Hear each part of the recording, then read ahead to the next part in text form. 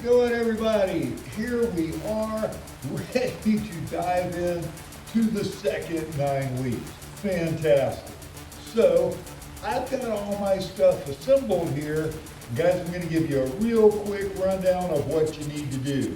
I'm not doing any measuring. I'm not doing any identification of exactly what's going in. You need to do that. How much are you putting in? 5 millimeters, 10 millimeters, an ounce, an inch, some shape, form, or fashion. You've got to measure the amount of stuff going in so we can recreate your experiment. If your terrarium winds up working fantastic, well, we want to market it, right? We need to be able to tell people exactly what to do in order to get a good experiment. But you've got everything there. I've got everything out. Now, you may not have nice, neat rocks all the same size. No big deal. Go gather some rocks outside. You can find some if you root around. I've got sorghum moss. You can use Spanish moss. It's something to try and keep the water away from all the soil so your roots don't get too soggy. Use what you can find. Some regular moss, pine needles, something. Then I've got an assortment of just some plain old sand. Now you may just find some more sandy soil. I've got some topsoil. This is nice, rich stuff that I got out of a garden area, so it's kind of a nice mixed topsoil. If you've got any kind of garden or nearby area where things are growing real well, just scoop some of the dirt up. Now I've also got a little bit of potting soil, straight from Lowe's and out of the bag potting soil. You've got to detail what you have. These are the choices we have here. You should have something similar. And go outside and find something that'll grow. What grows great in a terrarium? Please. I have just one little piece of nice grass. I've got another kind of weed. I find this all over the place. Kind of like this one too, because it has little blooms on it. But anyway, what I've got here that I'm going to plant are some weeds. I have some water, and I have chopsticks. What are chopsticks? Sticks.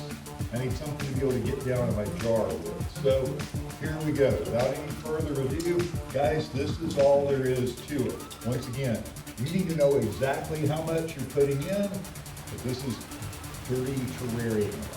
Adventures in terrarium really quickly. So quick and dirty. I'm going to put some rocks in. Rocks are going to keep the water away from all of the roots, keep it from getting root sog. I'm going to put a little bit of nice sorghum moss in there. Once again, it keeps moisture trapped in, but away from the root system. Now, I don't really know exactly how I want to go here, so I'm going to go with a little bit. You know what? I'm going to go with sand first. A little layer of sand in there. I'm going to go with some of my potting soil. And then I'm going to go with my topsoil.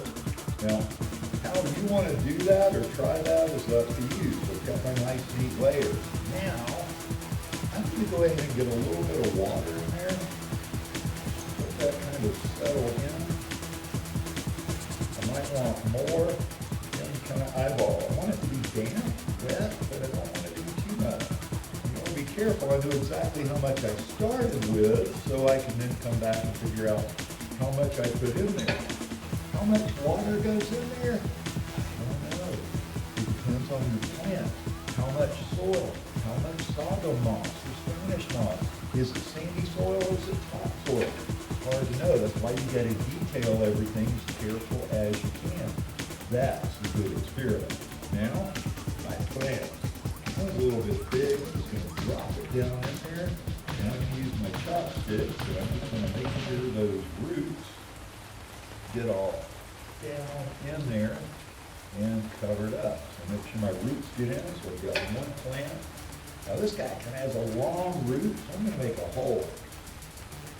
Make a nice neat hole in there and see if I can get those roots on in there. Oh yeah, there he goes. Get on in there, buddy. This is why you want the big hole for your jar. I want to kind of get in there and help those roots get down. And the chopsticks are a little tougher for that. If I had little tiny hands, That would be really nice, but as it is, we've got him in there pretty good. And I've got one more other one. I'm gonna go with it. I don't like this. It's got some color skin. I'll throw it in there. This nice little plant here. You drop them down over in the corner.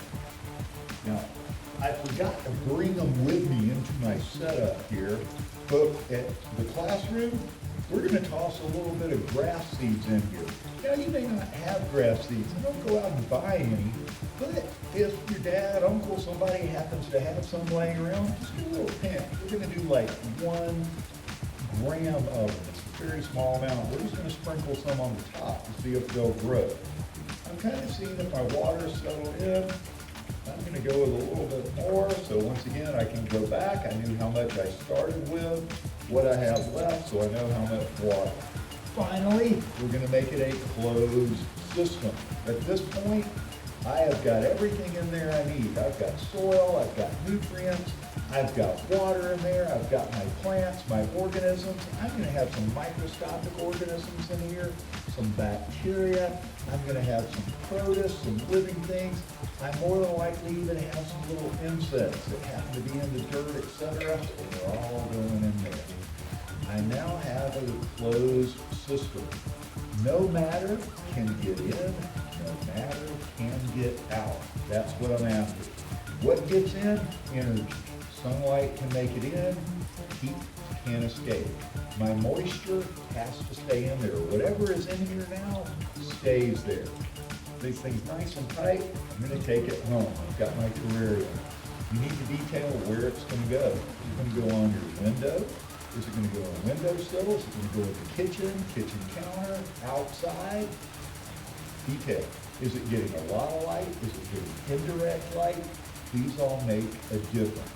All these choices are up to you. But at this point, you have your closed system, and we're going to begin our adventure in terrarium. Build a terrarium, set it aside, detail it for the next 6 weeks. Right now, I want to sketch of what it looks like. I kind of see my layers. I've got my plants in there. They're all bright, dark green. Later, we're probably going to see some moisture come on the side, and you're observing your plants. Are they wilting? Do they come back? Do they die?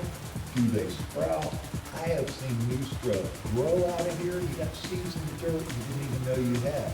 I have seen people later find it getting eaten because there's a little worm in there they didn't know they had originally. All kinds of things can happen. Yours might thrive. Yours might barely survive. Yours might die entirely. But if it dies, you don't write it dies. That's an infant. We're making observations. You say it turned brown. It is wilted because you know what? It might come back. Just because it gets brown and wilts and goes down doesn't mean it's over. As they say, it ain't over till the fat lady sings. And we're going to wait 6 weeks to see how your terrarium does. Make sure everybody knows this is your science experiment. Otherwise, your mom will go, yuck, what's a jar of dirt doing in here? And throw it away. Happens every year. Put a sign under it. Tape it up. This is my science experiment. My grade depends on it. This guy is important. You got to keep up with it for the next 6 weeks. You're not going to turn this in until after Christmas. I know. January 14th is when this bad boy's over. So build it, set it aside, enjoy it. It's your new friend for the next 6 weeks. Take care, guys. I'm out of here. I'm going to go home and eat some dinner.